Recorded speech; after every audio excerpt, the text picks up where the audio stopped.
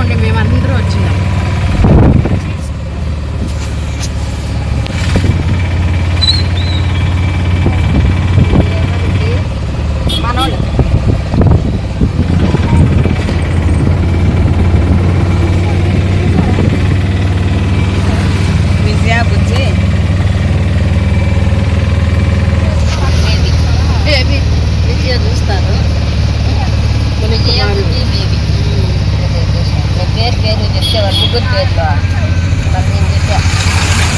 మేము 5 మంది బయలుదేరింటాము. ఎక్స్ట్రా ఇంటి దగ్గర ఫ్రెండ్స్ కూడా వచ్చిండారు.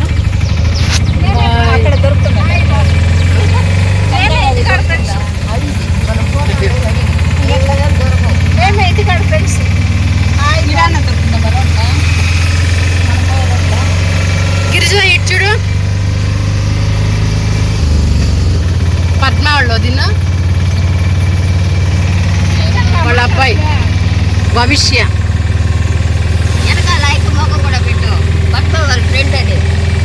ప్రేమతో మీ ప్రమిళాష్టిని యూట్యూబ్ ఛానల్కి స్వాగతం, సుస్వాగతం.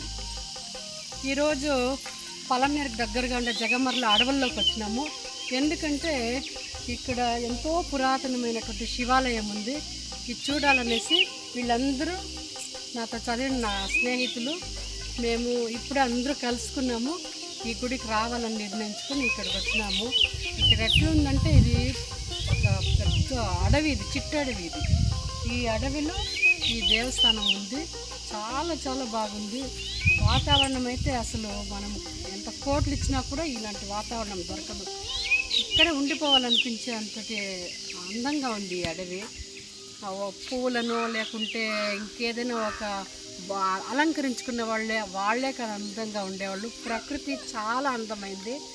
ఇలాంటి ప్రకృతి ఇచ్చిన ఆ శివుడికి కూడా కృతజ్ఞతలు.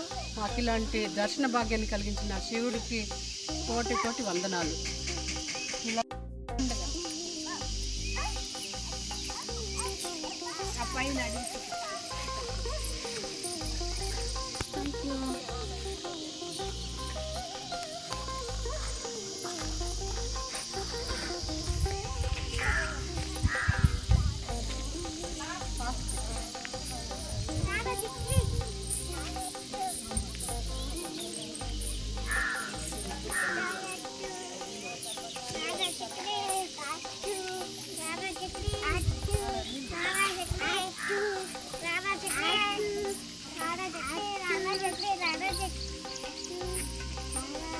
ఈ స్థల పురాణం అయినా సరే, ఈ దేవస్థానం గురించి అయినా అయ్యవారిని అడిగి తెలుసుకుందాము ఏమేమి మీకు తెలిపిస్తాను రండి.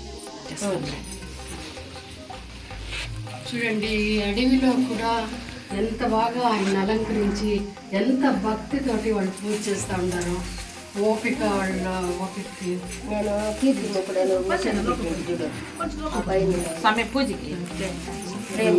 మనం ఆలయం గురించి కూడా మనం అయ్యవారిని అడిగి తెలుసుకుందాము.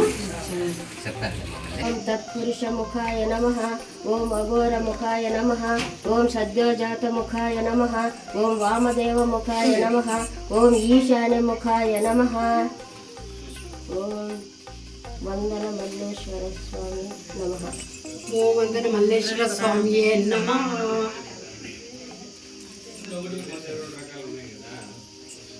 ఓం ఇంద్రలింగాయ నమః, ఓం అగ్నిలింగాయ నమః, ఓం యమలింగాయ నమః, ఓం నైరుతిలింగాయ నమః, ఓం వాయులింగాయ నమః, ఓం వరుణలింగాయ నమః, ఓం కుబేరలింగాయ నమః, ఓం ఈశాన్యలింగాయ నమః, ఓం సూర్యలింగాయ నమః, ఓం చంద్రలింగాయ నమః, ఓం అరుణాచలేశ్వరాయ నమః. ఓం సౌరాష్ట్రే సోమనాథం చ శ్రీశైలే మల్లికార్జునం ఉజ్జయినం మహాకాళం ఓంకారం అమరేశ్వరం ప్రద్యుల్యం వైద్యనాథం చ డాకిన్యం భీమశంకరం సేతుబందేతు రామేశం నాదేశం దారుకవనే వారణ్యాశంతు విశ్వేశం త్రయంబకం గౌతమీ తటే హిమాలయే తు కేదారం గృష్ణేశం చ శివాలయే ఏతాని జ్యోతిర్లింగాని సాయప్రాతః పఠే నిత్యం సప్తజన్మ కృతం పాపం స్మరణేన వినశ్యతి. స్వామి, మేము ఇక్కడ జగమర్ల అడవుల్లో పురాతనమైన శివ దేవాలయం ఉంది అంటే మేము వచ్చినాం అక్కడి నుంచి. మాకేమీ తెలియదు ఇక్కడ. పురాణం గురించి, స్థల పురాణం కానీ ఆయన గురించి కూడా మాకేమీ తెలీదు. మీరు దయచేసి మాకు తెలిపించండి. సంతోషం. బెంగళూరు నుంచి వచ్చారు, కర్ణాటక నుంచి. చాలా సంతోషము. ఇక్కడ వచ్చి వందన మల్లేశ్వర స్వామి వేల సంవత్సరాల ముందు నుంచి పురాతనంగా ఉండేవాడు. మాకు అంటే వేల సంవత్సరాలు అంటే మేము చూడలేదు, కానీ ఇప్పుడు మేము గుడి కట్టాలని ప్రారంభించాం. అంతా శిథిలం అయిపోయి ఇదో అంటే తారుబాలు పట్లు తీసుకొచ్చి పైనంతా కప్పి ఈ చెట్లంతా పీకేసి శుభ్రం చేసి ఇక్కడ పెట్టాం. ఎందుకంటే ఇక్కడ కీలపట్ల కోనేట్రాయల స్వామి తెలుసు కదా, కోనేట్రాయల స్వామికి ఈయన క్షేత్రపాలకుడు. ఇది కీలపట్ల పంచాయతీ. ఈ మధ్యలో ఒక 15-20 ఏళ్ళ లోపల పంచాయతీ చీలింది కాబట్టి జగమల్ల, లేదంటే కీలపట్ల పంచాయతీ.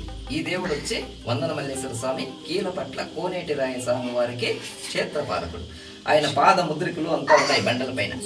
ఆయన వచ్చింది విల్లు బాణము సంధించాడు వేటకొచ్చి, ఆ గుర్తులంతా కూడా అవంతా ఉన్నాయి అక్కడ. ఇక్కడ పక్కన బండ పైన ఉన్నాయి. ఈ దేవాలయం వచ్చి 1000 సంవత్సరాల ముందు గుడి అని ఎట్లా మాకు తెలుస్తుందంటే, 1000 సంవత్సరాల ముందు గుడిని అక్కడ కపిల్ తీర్థంలో ప్రధాన అర్చకులు మణిస్వామి అనేసి ప్రధాన అర్చకులు. అక్కడ తిరుమల తిరుపతి దేవస్థానం వెంకటేశ్వర స్వామికి ఆయన క్షేత్రపాలకుడు. కపిల్ తీర్థంలో ఉండే శివుడు క్షేత్రపాలకుడు. అక్కడి నుంచి ఆయన్ని తీసుకొచ్చాం. ఆయన అయితే బాగా పురాతనముగా వాళ్ళకి పూర్తి శివ పురాణాలన్నీ పూర్తిగా తెలుసు కాబట్టి గుడి ఏ విధంగా చేస్తే కొత్తగా సరిపోతుందనే ఉద్దేశం అన్నీ ఆయనకి క్లుప్తంగా తెలుస్తాయి కాబట్టి ఆయన తీసుకొచ్చాం. ఆయన వచ్చారు, వచ్చి చూసిన తర్వాత ఈ పాల్వాటము దేవుడు అంతా చూస్తే తిరుమల తిరుపతి దేవస్థానం వాళ్ళు ఎప్పుడైతే ఆ క్షేత్రపాలకుడుగా కొలుస్తున్నారో కపిల్ తీర్థంలో ఉండే స్వామి కూడా సేమ్ ఈ స్వామి లాగానే ఉన్నాడు. కాబట్టి ఈ పురాతన లింగం కాబట్టి మీరు మార్చకండి, ఇదే పెట్టుకోండి అనేసి ఎక్కడెక్కడ ఏమేమి ఉండాలా, ఏం చేయాలా అనేదంతా కూడా ఇదంతా గుడి ఎట్లా చేయాలా అనేదంతా గైడ్ లైన్స్ అంతా ఇచ్చేసిపోయాడు. ఈ విధంగా వాస్తుగా ఇట్లా ఇచ్చేసిపోయాడు. సరే అంటే ఆయన చెప్పాడు, ఈ వృత్తాకారంలో ఉండే పాలవాటము సుమారు అంటే 1000 సంవత్సరాల ముందు లోపల కాదు, లేదంటే వృత్తాకారంలో ఉండదు అని ఆయన చెప్పాడు. వృత్తాకారంలో ఉంటుంది 1000 సంవత్సరాల ముందు అని చెప్పాడు. 1000 సంవత్సరాల ముందు అంటే 1500 అవ్వచ్చు, 2000 అవ్వచ్చు, ఎంతో కూడా కావచ్చు. ఈ దేవుడు వచ్చి ఇక్కడ పక్కన వంక పోతుంది. ఇక్కడ రౌండ్ ఆఫ్ గుడిని రౌండ్ వేసుకొని నది పారుతుంది ఇక్కడ వంక.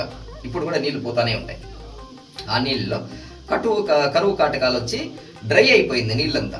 అప్పుడు ఆవులోళ్ళు మేకలోళ్ళు ఈ చుట్టుపక్కల విలేజ్ అందరూ కలిసి వాళ్ళు వచ్చి తవ్వకం స్టార్ట్ చేశారు నీళ్ళ కోసం. తవ్వితే సామి బయటపడ్డాడు. సామిని తీసే ఏదో రాయి కదా అని చెట్లు లేక విసిరి పారేస్తే వీళ్ళు పని వీళ్ళు చేసుకున్నారు. ఇంకా రాయి వస్తే పక్కన తీసేస్తారు కదా, ఆ విధంగా తీసేశారు. తీసేసిన తర్వాత వీళ్ళు తవ్వుకొని వచ్చేసారు. ఆ రోజు రాత్రి అయింది, పొద్దుపోయింది, ఇంటికి పోయినారు. తెల్లారు వచ్చి చూశారు, కొద్దిగా నీళ్లు ఊరినాయి. నీళ్లు ఊరుతాయి కదా తవ్వితే, ఊరినాయి. ఆ బావిలాగా తవ్వితే ఉన్నాయి. అది ఎర్రబడిపోయినాయి నీళ్ళంతా. అప్పుడు తీసేసి మళ్ళా చూస్తే ఎప్పుడైతే చెట్లు లేక విసిరేసిన దేవుడు ఇక్కడే ఉన్నాడు. అక్కడ మామూలుగా ఇక్కడ స్వామి ఇక్కడ ఘాటు పడింది కదా, ఇక్కడ కిందకి ఈ ఘాటు ఇక్కడ వరకు ఉంటుంది. మేము క్లోజ్ చేసాము. ఆ ఘాటు పడింది జాగాలో రక్తం కారుతూ ఉంటుంది. ఆ రక్తం కారుతూ ఉంటే ఆ రక్తం కారుతూ ఉండేదని ఒక క్లాత్ ఎత్తుకొని తుడిచి వీళ్ళు చూశారు. అక్కడే గెడ్లో పెట్టేసి పూజ పునస్కారాలు చేసి తప్పడిన తర్వాత అది ఆగిపోయింది. రక్తం కారడం ఆగిపోయింది. అదే విషయము. తర్వాత వాళ్ళ తవ్వుతున్న వాళ్ళకి ఒకరికి రాత్రుల్లో స్వప్నంలో కనిపించి ఇక్కడ నన్ను ప్రతిష్ఠ చేయమని ఆయన స్వామి చెప్పాడు. పేరు వందనమల్లేశ్వర స్వామి. ఆయన వనమల్లేశ్వర స్వామి కాలక్రమంలో అనేసి వనమల్లేశ్వర స్వామిని ఇప్పుడు వందనమల్లేశ్వర స్వామిగా కాలక్రమేణా ఇప్పుడు అదే విధంగా పిలువబడుతూ సంవత్సరానికి 1-2 సార్లు పూజ చేసేవాళ్ళు. జనవరి 1కి శివరాత్రికి పూజ చేసేవాళ్ళు. ఇప్పుడు 2.5 సంవత్సరంగా వచ్చి పూర్తిగా ప్రతి వారము సోమవారము అభిషేకం చేయాలనే ఉద్దేశంతో ప్రతి వారము స్టార్ట్ చేశాను. తడిసిపోతా ఉంటే తారబాల పట్లంతా తెచ్చి కప్పి పైన చెట్లంతా కొట్టి అన్ని చేశాను నేను.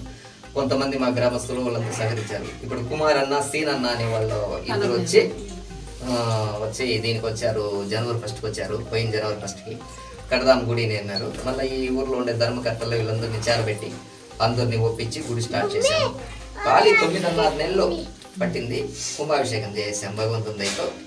శివరాత్రికి పాత గుడి, నెక్స్ట్ శివరాత్రికి మళ్ళీ కొత్త గుడితో ఇది నమస్తే. వనమల్లేశ్వర స్వామి వనమల్లేశ్వర స్వామి వనమల్లేశ్వరుడు కాలక్రమంలో, ఎందుకంటే ఎన్నో వందల సంవత్సరాల అప్పటి గుడి కదా, పేరు కూడా వనం అంటే అడవి కాబట్టి వనమల్లేశ్వర అనే ఉంటుంది. కాలక్రమంలో పేరు కూడా మార్పు వచ్చి వందన మల్లేశ్వరుడు అయి ఉన్నాడు. వనంలో దొరికింది కాబట్టి వనమల్లేశ్వరుడు.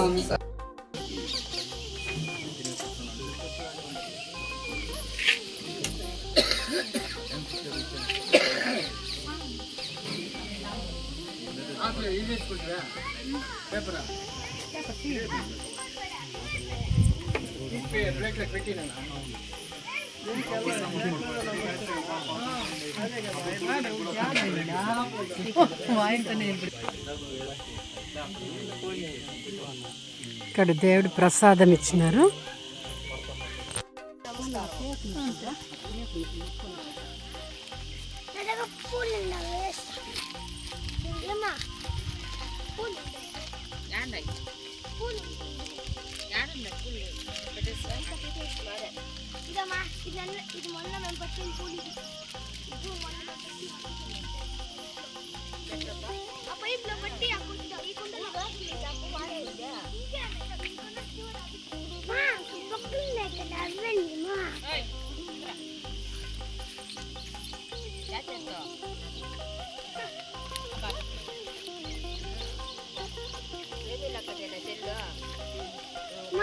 అక్కడ ఇది ఉంటుంది,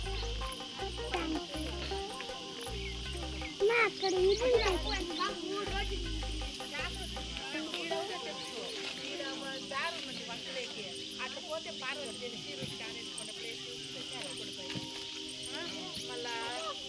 ఇది జింకలు నడుచుండే అడుగులో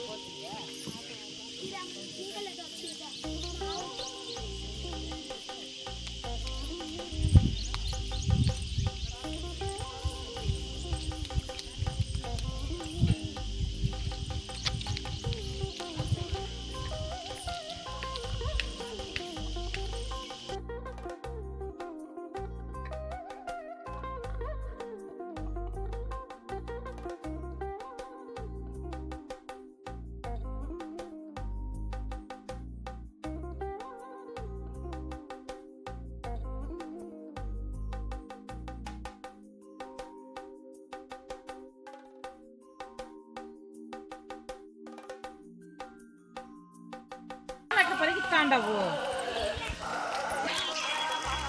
నీళ్ళుందా రాక పూజ చేస్తాను చిట్టుకోట ఆరంభమైంది రాక మళ్ళీ రాలే రాక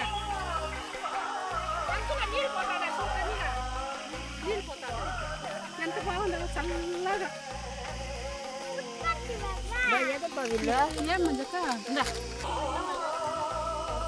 ఇది ఆ కాలంలో ఇదంతా పెద్ద వంక. ఇది ఈ వంకలోనే నీళ్లు ఎండిపోయినప్పుడు వాళ్ళు తవ్వుతూ ఉన్నప్పుడు ఈ శివలింగం కనిపించింది. అది అయ్యవారు చెప్పినారు కదా, సేమ్ అలాగే ఇక్కడ దొరికిండేది.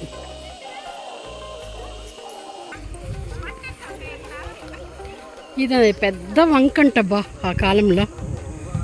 ఈ వంకే ఇప్పుడు నీళ్లు లేవు. వర్షాలు ఎక్కువ పడినప్పుడు వస్తాయేమో, ఎందుకంటే వర్షపు జాడలు ఉంది. ఇప్పుడు చిన్నగా వంక చూడండి, కాస్త చిన్నగా అయింది. ఇదంతా కూడా వంక.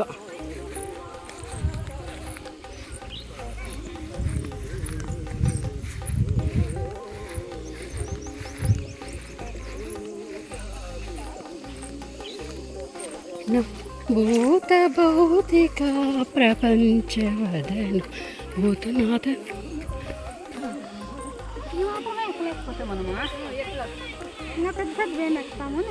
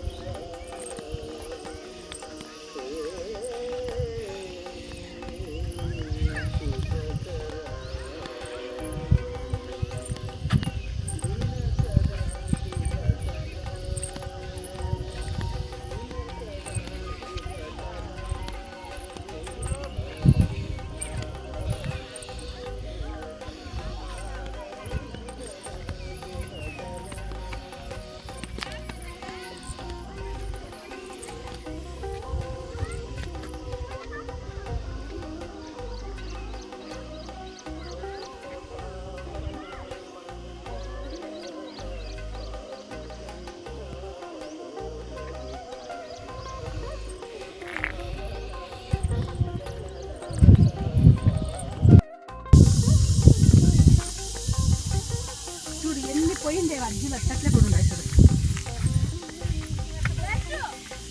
జారుతుంది దచ్చు పాంచి కట్టేసింది. ఈ చూడు మా ఏ మధ్య ఎంత పెద్దదిగా ఉండదో మనిషి సజ్జలాగే ఉండదు. పాదమే పాదమే ఎంత పెద్దది ఉంటుంది. అలా ఏళ్ళతో పాటు ఉండదు.